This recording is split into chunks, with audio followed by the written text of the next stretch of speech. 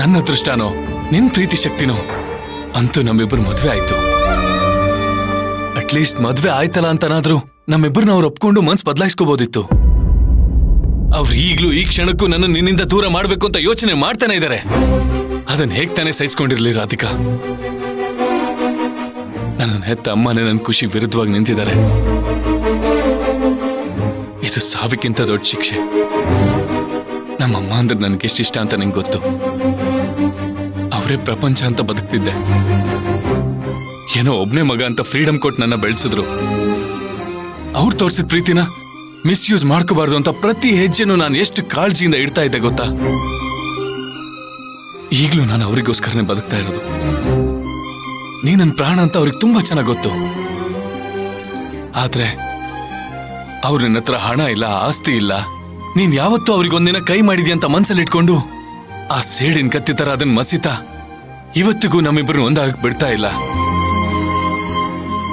ಇದನ್ನೆಲ್ಲ ನನ್ನಿಂದ ಸಹಿಸ್ಕೊಳಕ್ ಆಗ್ತಾ ಇಲ್ಲ ರಾಧಿಕಾ. ಇನ್ ಯಾವತ್ತು ನಮ್ಮ ಅಮ್ಮನ ಮುಖ ನೋಡಬಾರ್ದು ಅಂತ ನಾನು ನಿರ್ಧಾರ ಮಾಡಿದ್ದೀನಿ. ಆದ್ರೆ ಅವ್ರನ್ನಂತೂ ನಾನು ಸುಮ್ಮನೆ ಬಿಡಲ್ಲ. ನಾನು ಕೇಳಿದ ಪ್ರತಿಯೊಂದು ಪ್ರಶ್ನೆಗೂ ಅವ್ರ ಉತ್ತರ ಕೊಡ್ಲೇಬೇಕು. ಚಿರು, ಏನ್ ಮಾತಾಡ್ತಿದ್ಯಾ ನೀನು? ನಾನು ಹೇಳೋದನ್ನ ಕೇಳಿಸ್ಕೊ.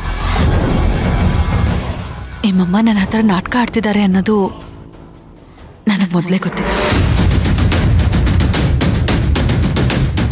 ಏನ್ ಹೇಳ್ತಾ ಇದೀಯ ರಾಧಿಕಾ?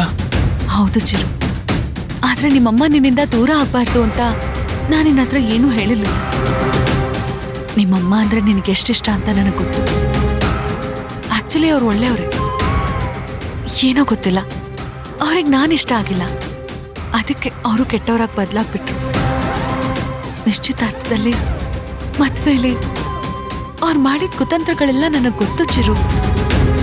ಆದ್ರೆ ಅದನ್ನೆಲ್ಲ ನಾನು ಯಾಕೆ ನಿನ್ನ ಹತ್ರ ಹೇಳಿಲ್ಲ ಅಂದ್ರೆ ನಿನಗೆ ಅದನ್ನ ಸಹಿಸ್ಕೊಳ್ಳೋ ಶಕ್ತಿ ಇಲ್ಲ ಅಂತ ನನಗೆ ಗೊತ್ತಿತ್ತು.